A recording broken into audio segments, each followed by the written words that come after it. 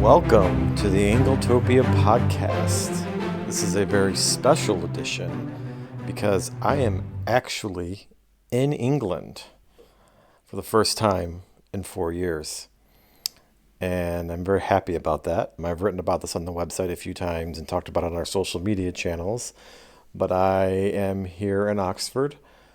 I am sitting in my rooms at Christchurch, one of the colleges in Oxford. I'm doing a course for the week on Horatio Nelson, and I've been in England since last Thursday, so this is my 4th day here. And I thought it would be a good chance to talk to everybody about what the travel experience has been like so far, how it's been different, how it's been the same, and how it was going through Heathrow and traveling in the age of COVID. So let's dive right in here. So this trip came about last February when they released the course information for the summer courses. I had done a summer course 5 years ago about the English language, and ever since I've wanted to do it again. So I decided to do this one on Horatio Nelson because he's one of my favorite British historical figures, and I wanted to learn as much about him as I could.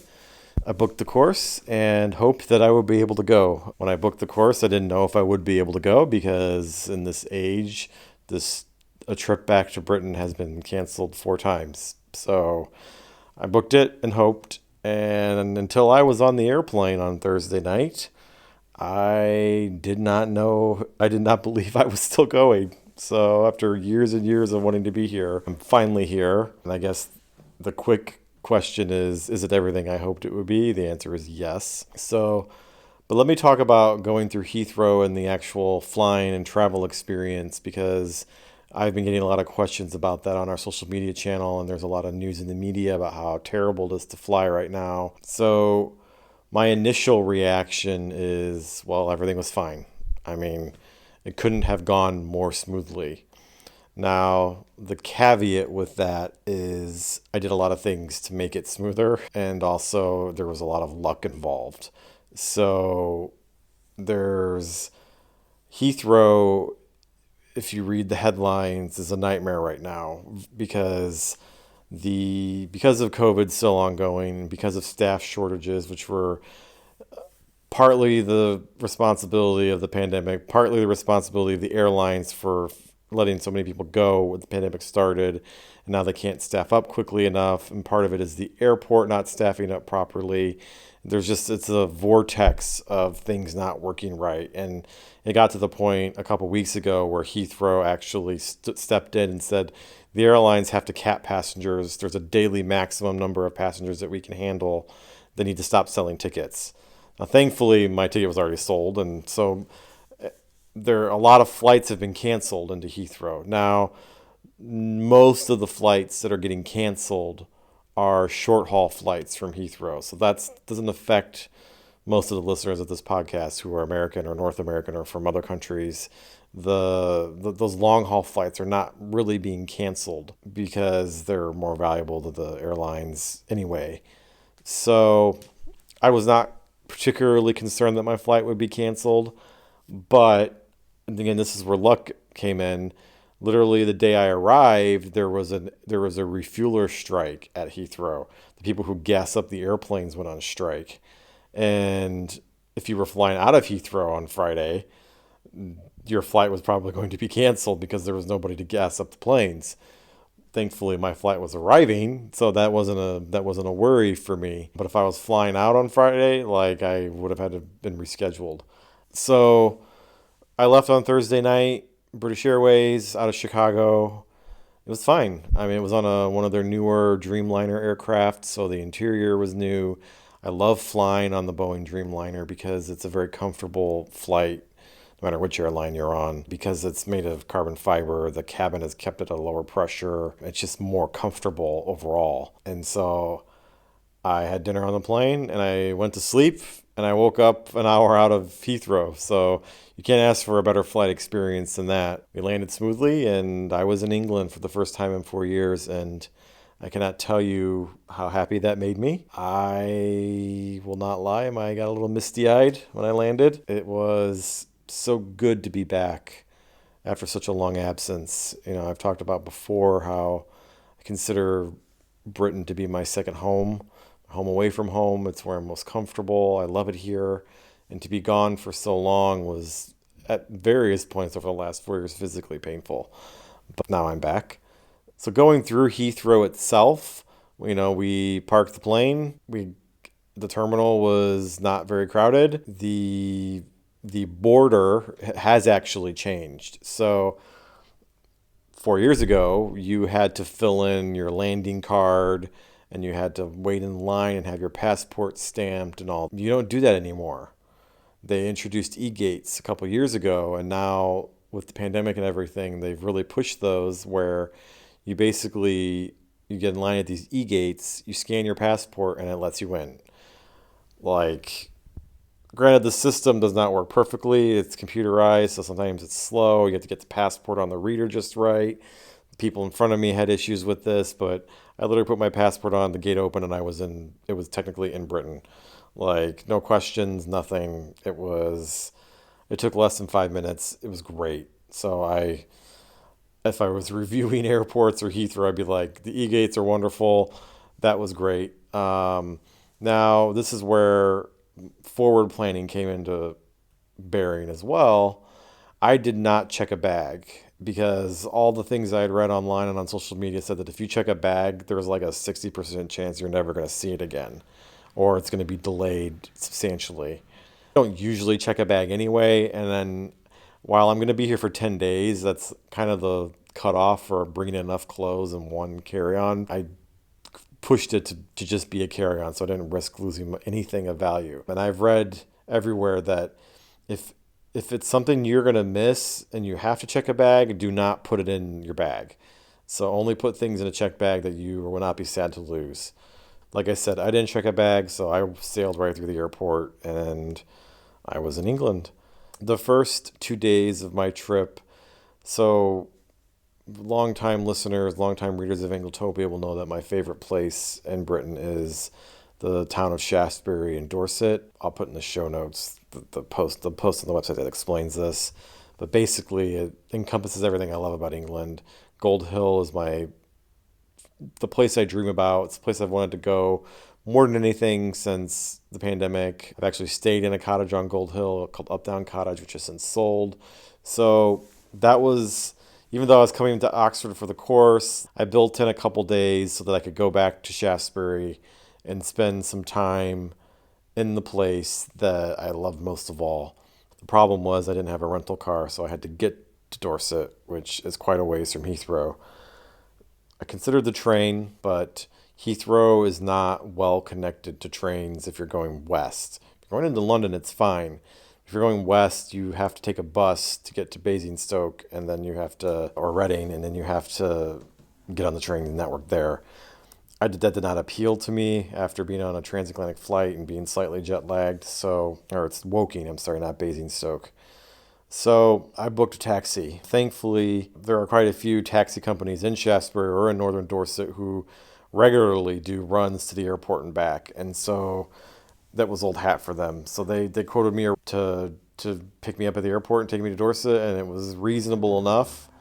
So I was like, okay, it works for me. And then they emailed me a week before and said that because of the rising fuel costs, they had to raise the price. It was still acceptable to me. I'm not going to nickel and dime my dream here to get to where I want to be. So I booked with Country Cars out of Shaftesbury. A man named Kevin met me, and he was lovely. The drive was lovely. It was great not to be driving after my transatlantic flight. And I had eaten breakfast on the plane, so I got right in his car, and he drove me to Shaftesbury. It was a great drive down. We started hitting some traffic and took a different way. We went via Salisbury, so we got to drive through the countryside and through some villages. I mean, it was already ticking all my boxes, and I, was barely off the plane for a couple hours. So I got to Shaftesbury around about an hour or two after lunch. So it was quite surreal to finally be back there after so long. As far as where I stayed, now in previous years, I would stay at the special place of Updown Cottage on Gold Hill.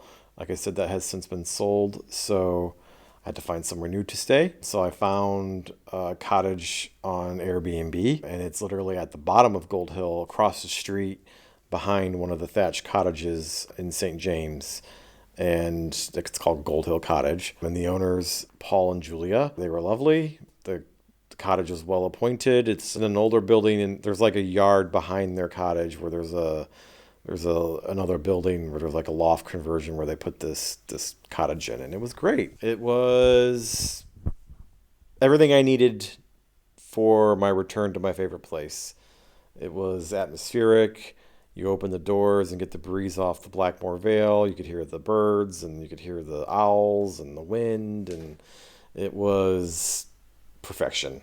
So, and I'll write more about in detail about the place I stayed in later on when I get back. So, yeah. So the first day there, I got there around 2 o'clock. So I took a shower because I hate that feeling after you've been through an airport and flying, like you feel gross. So, and then after that, I took a nap because I always take a nap on the first day. Just I allow like 30 to 45 minutes of a nap to sort of reset the clock a little bit, and it seems to work for me. And then I went for a walk because that's all I wanted to do for 4 years was go for a walk in the English countryside.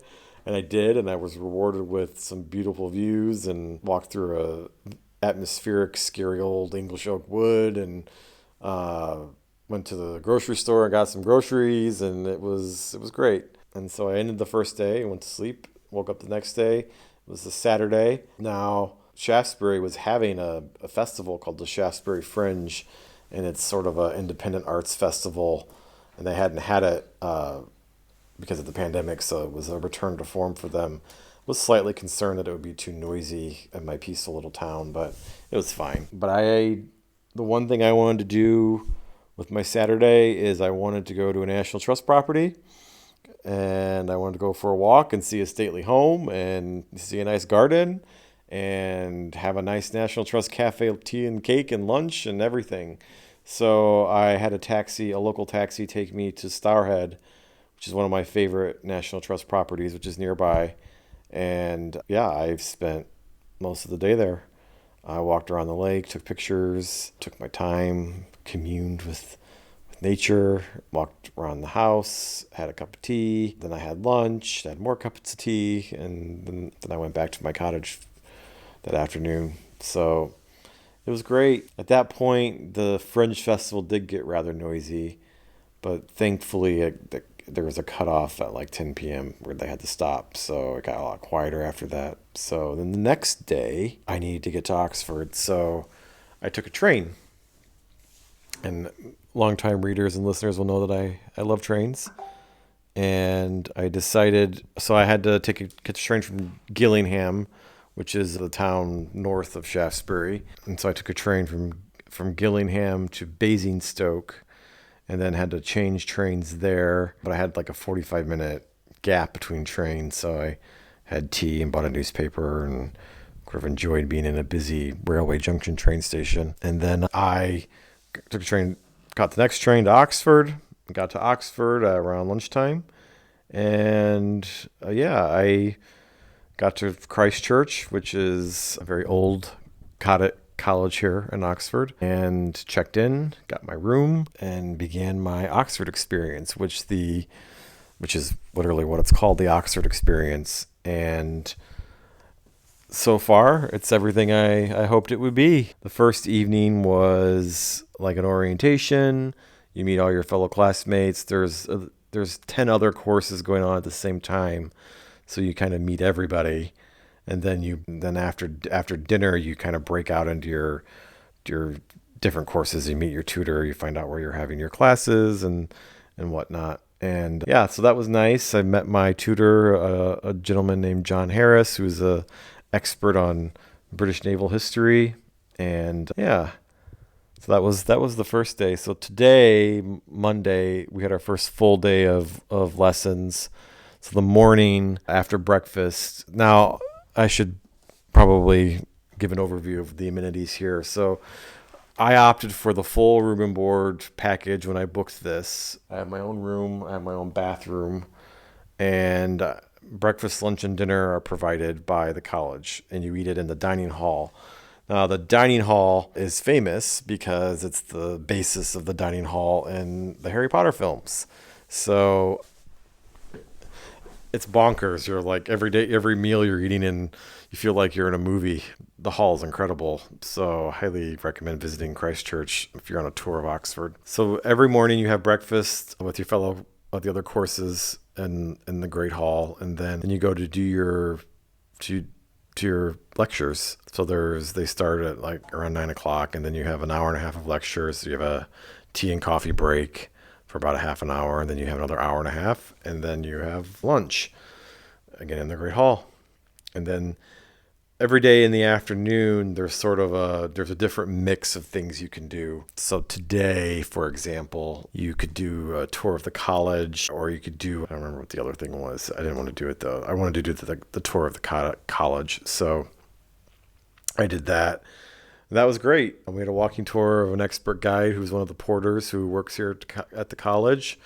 Got to see behind the scenes and see all the interesting architectural detail and hear interesting stories about the college's history. And then we ended the tour in the library, it's called the New Library, even though it's like 400 years old. And that's incredible. I mean, I love old libraries. They have the most wonderful smell. And then you have dinner, which is more formal. It's so like everything else is kind of informal. You can wear what you want to breakfast and lunch and at the course and everything. And then for dinner, you have to dress more formally. So you have to wear a sort of business casual. You have to wear nice slacks and a button shirt. You are not allowed to wear shorts or blue jeans. So that led to a fun situation for me because I didn't bring enough nice clothes for various reasons. So I had to pop into an M&S and buy another nice pair of slacks and another button-up shirt. So I had enough nice clothes for the dinner. While tomorrow night, I get to go. I have high table dinner, and so in the Great Hall, there's the regular tables, and then there's the high table, and that's like by special invitation of the dean or the president of the college. And so everybody gets to have their night at high table. But when you go to high table, you have to wear a suit and tie. I did come prepared for that. I brought my nice suit and tie for that. So that should be fun. And then, so the weather has been wonderful. That's been a huge surprise because earlier in the week they literally recorded the hottest day on record in British records, like 104 degrees Fahrenheit, I think. But thankfully, by the time I got here on Friday, the heat had broken. So the weather has been cool and mild and wonderful in the mid 70s Fahrenheit. I can't ask for better weather. It's been a mixture of sunny and cloudy. It drizzles occasionally, but the heat did take its toll on the landscape here. You'll notice in a lot of my pictures, the grass is brown or yellow and not green and verdant like it usually is. And that's just because they haven't got a lot of rain, a sustained rainfall, and they had the heat that just parched everything. But hopefully that's going to change. The forecast is fair for the whole rest of my trip. It's going to be in the 70s. Yeah, I don't like being hot, and there's no air conditioning in these little colleges. But thankfully, they've provided fans, so if it does get warm up, you can turn the fan on in your room and stay cool. But it's funny, someone was telling me I'm in the Meadows Quad, which is famous because I guess Sebastian Flyte lived in the Meadows rooms when he was at Oxford in the novel Brideshead Revisited. So as I watched Brideshead Revisited last week in preparation for my trip here for the upteenth time, I'm quite chuffed to be in rooms that Sebastian Flyte would have been in. The room itself is very Spartan because it's student accommodation. It's not supposed to be, ornate. It doesn't look anything like it did in Brideshead Revisited, but it's perfect. The most surprising thing is they give you a tea caddy, which is not surprising with a kettle and everything, but Christchurch actually has their own tea blend. And I'm happy to report that it's delicious. It's wonderful tea. So they have a shop downstairs. I'm going to go buy some of that before I come home. It's a very good tea. And they serve it in the Great Hall as well. So, but yeah, that's where things are right now. I'm not going to rattle on for a whole hour like I normally do in the podcast. I think I'll I'll cut it off at half an hour. As far as has England changed since the last time I visited? I mean, not really. It still feels very much like England. Yeah, I know the political situation is different. There was a different prime minister the last time I was here. There's been a different prime minister who's now leaving office, and now there's going to be another one in a few weeks. But that stuff doesn't really have a bearing on tourists when we're visiting. England is still very much England. It's still the green and pleasant land that I know and remember. These 800-year-old Oxford colleges are still unchanged. Everybody is friendly and warm, and yeah, all the things that I've loved and remembered from my previous visits are still very much the same. So that pleases me, and I think that's one thing I really love about traveling here is that once you understand the place and you know the place, it's not really going to change much, and that's nice. It's sort of a permanent thing in an impermanent world. Yeah. So I'd say there have been maybe a few minor changes. A lot of places don't want to handle cash money, so they want to take a card. That happened in the U.S. as well. A lot of places only want to deal with cards. They don't want to deal with cash because money is dirty. So a lot of places, even if you have cash, they're like, can you please use your card? That happened to me a couple times. Even paying for a 3-pound cup of tea, they're like, can you please tap your card? And that's another thing. Contactless is becoming a thing in the U.S., but that's very entrenched here. So be prepared to tap your card. I've had issues, though, where my American card doesn't tap correctly, and you have to put it in for the chip, and you still have to sign, which is bizarre to me. But so I came to the country with 65 pounds, and I only just spent it all the other day paying for taxis. So taxi drivers still would prefer cash. So that's one thing to keep in mind, even though they all take cards and they're supposed to take cards, they still prefer cash. But yeah, I don't think I'll be getting more cash though, because I'm not going to be taking many taxis for the rest of the week because I'm very much in the college and not really going to be venturing further out because they're keeping us so busy, which is nice. It's very late here, sitting here looking at the spire of Christ Church's cathedral. It's glorious. The college is very quiet right now. That's the nice thing about these colleges, and Oxford in general, is it's very busy during the day, filled with tourists, but once all the tourists leave and the colleges lock up at night, I mean, it's as quiet as an English village. I can even hear owls and birds, and occasionally someone walking down the flagstone walkways. But it's very quiet and peaceful, and it's something I've really been looking forward to these last few years, is a bit of quiet and peaceful England. So I'm very happy to be here right now. Very happy to be meditative and thinking about what I'm going to write about when I return from this trip, because while this is a working vacation, it's all going to be content on Anglotopia and the podcast as well. So I'll probably do another podcast while I'm still here, and probably do one when I get back, and hopefully we'll start doing more regular podcasts, but we'll just have to wait and see. So thanks for listening. I'm going to leave it there, and anything I talked about I'll be sure to put in the show notes. And thanks for listening. Have a great one, everybody.